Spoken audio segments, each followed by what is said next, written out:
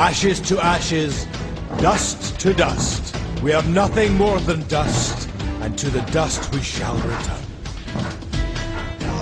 When it comes to characters whom are defined by their faith, the first that comes to mind for me, besides Mazgus, is Alexander Anderson from Hellsing. For this man is someone not only fully devoted to God and his religion, but is also an incredible force of devastation, but for the sake of salvation. A man willing to become a monster to destroy other monsters, uncompromising and all-encompassing of his love for God. If anyone does not love the Lord Jesus Christ, let him be accursed at his coming. God save you from your fate. Amen. Sometimes it's best to have a character who is constantly questioning who they are, what their purpose is, wondering what it is that the right thing to do would be. But Alexander is the direct opposite of this, and it's left to us as the viewer to determine if this is for the better or for the worse. How far can one push themselves to the brink of darkness and still remain good? For many of us, finding that reason or calling is a decades-long struggle. But what if it was decided for you right from the get-go? If what you feel and believe is clear, then it's only a matter of how far you are going to push yourself to encompass that belief. This is why, for me personally, I'm not throwing any shade, but I'm just sharing my opinion. This is why religion to me is a very scary thing, or potentially scary thing. Because though there are plenty of positive things religion has to offer, there's also a dark side. A corrupt, unjust history of violence, segregation, and torture kind of side. But also that people are willing to throw their lives away, and even worse, throw away the lives of others, in order to justify a belief system. How many wars have been holy wars? It's terrifying to me that one can believe in something so strongly that they are willing to kill, harm, or enslave others in service of that belief. And through this, it's possible to shift one's perspective to believe that you are doing good when in reality you are causing much harm, as in all for the greater good of God. But religion can also be a positive guiding force that allows people to access more powerful versions of themselves that perhaps they could not do without that cemented rock within them. Anderson rides that fine line of being what you would call in D&D chaotic good, and also being borderline psychotic. Nonetheless, he is endlessly fascinating and one of the best characters in the Hellsing manga and anime. So let's take a look at some of the ideals of Anderson. For one, he works for an organization called Iscariot, Vatican Section 9, a secret organization of the Roman Catholic Church dedicated to hunting down and destroying evil creatures such as vampires.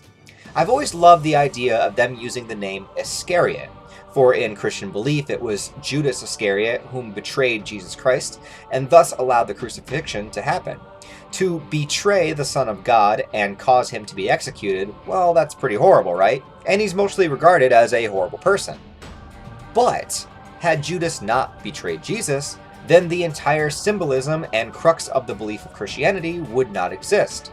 In order for Jesus to die for the sins of mankind and be resurrected, then he needed to die. So Judas Iscariot was a necessary evil, for without his evil act, the story would be incomplete. So looking at Alexander Anderson and embracing the name Iscariot, it's like the idea that these are the guys who are willing to commit evil acts in the name of an overall greater good, for what it would mean in the long term, not just the small evil in the present moment.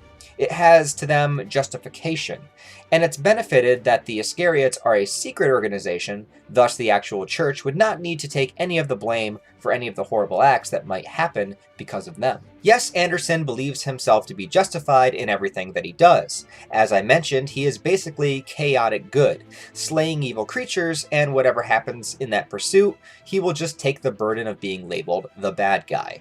Just as the Hellsing organization has Alucard as their ultimate weapon, Anderson is that for Iscariot.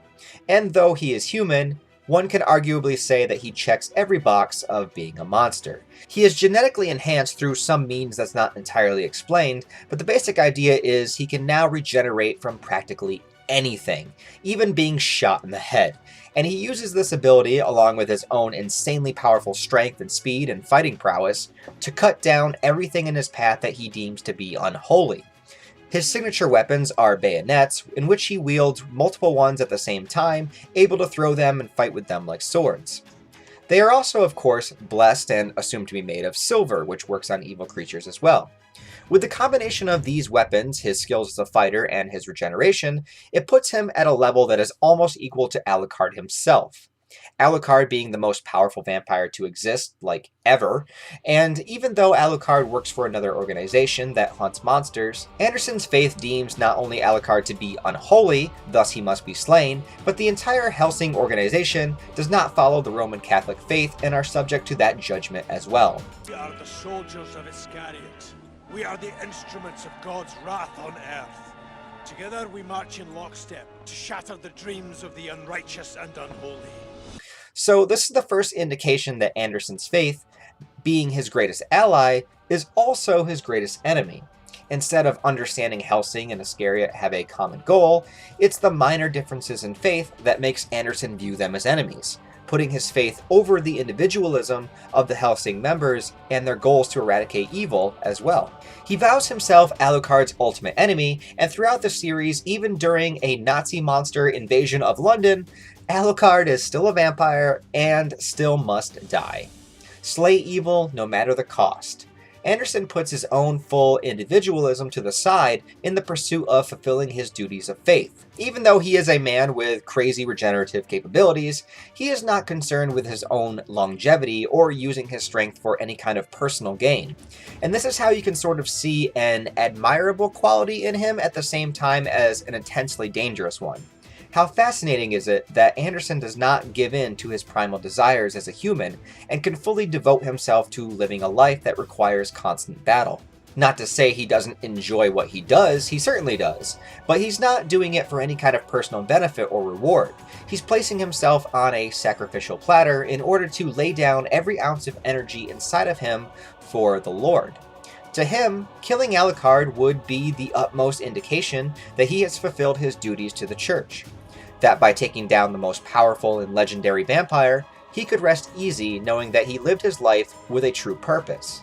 And this is more than most people get to say. Most people are so filled with regret and have never, not even once, put every bit of effort that they had into one thing. Most people are too scared to ever travel down a road like that.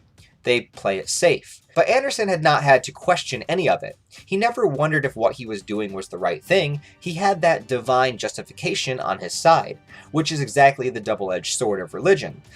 Such beautiful yet terrifying aspects all rolled into one. Anderson's most memorable moment, a moment of choosing between what's left of him as an individual or becoming something greater in pursuit of his ideals. A moment where Anderson forgoes his humanity and fully embraces becoming that Judas, becoming a monster. From his perspective, all for the greater good. Anderson sees no difference in if he were a human, a storm, or an earthquake, or anything else that causes destruction. He doesn't hold value within himself, he holds value to that higher power. There's a moment in Anderson's final confrontation with Alucard, when Anderson reveals he possesses Helena's nail, one of the literal nails that was used in the crucifixion of Jesus. The nail holds intense divine properties, and one can use it to become a decisive weapon of God. However, in doing so, one loses practically all traces of their humanity, and removal of the nail is fatal. In a way, using the nail is an ultimate testament of one's faith. Anderson, already vowing to slay evil no matter the cost, already willing to become the bad guy to do so, and so, for him, it was never any question whether or not he would use the nail. Alucard, the vampire, the creature of evil, pleads with Anderson not to use the nail and not to become a monster like he is. It's a very thought-provoking and intense moment as we have Alucard, who was once human and gave in to that power enhancement at the expense of his humanity, and as a vampire he wished to find a worthy opponent who was a human. Alucard wanted to be legitimately defeated by a human, if that were possible. And despite them being enemies, Alucard had a respect for Anderson. He valued his power and treasured him as an opponent. But Anderson, on the other hand, once more, never questioned his faith or his duties. I do not believe he felt the same way towards Alucard. Despite Alucard being the demonic creature and Anderson being the human fighting for God, out of the two of them, Anderson had less freedom of thought and understanding. His one track of devotion caused him to throw himself away, and he uses the nail in order to become a monster of God. more than to be a bayonet. A bayonet wielded by the hand of God. If this relic could transform me into such a thing, then I am happy to abandon my humanity. From this point on, Anderson becomes a destructive force the likes of which the world has never seen. His abilities and powers all enhance, and his body becomes a mangled form of vines and flesh, seemingly just acting as a host to be a vessel for this godlike power. Something Anderson had always wanted and never saw the horror of, where such unwavering belief could put him. But if his intent was to slay Alucard, this was the moment to do it. Even touching Anderson caused Alucard immense pain. An epic battle ensues, to which is just an absolute beauty to watch in the anime. Anderson, though now having the power required to kill Alucard, does eventually end up the fallen soldier on this battlefield. Alucard manages to rip out his heart, which holds the sacred nail embedded within, and removal of the nail after it's been inserted being fatal for the user, Anderson becomes a shell of a man, and in his final moments, Alucard mourns for him. But Anderson tells him not to cry, that crying is human, and did Alucard not revoke his humanity as well? In the end, they were both monsters, and as Anderson states, when a man becomes a monster, all that's left for them to do is die. And so, in his final dying moments, there is no regret. There is no misunderstanding of this choice. In fact, he is more comfortable in the choice than Alucard ever was. Willingness to become a monster and to be deemed evil, to be the Judas, so that there can be a Jesus. This is the overarching philosophy of Alexander Anderson. He died as he lived, never relinquishing his ideals, never having the pain and inner turmoil of Alucard. Perhaps right from the very start, he was the perfect candidate to become a monster. And so, the fate of Anderson directly relates to his faith. An unwavering, uncompromising, ultimate faith. So thank you very much for watching this video, guys. I really do appreciate it. Please give it a like if you enjoyed it. Comment your thoughts about Alexander Anderson down below in the HELLSING series. I'd love to read them. Also, check out the links in the description of my Patreon and my Discord. Subscribe if you want to stick around and see more content. Other than that, guys, I hope you have a wonderful day, and I'll talk to you in the next video.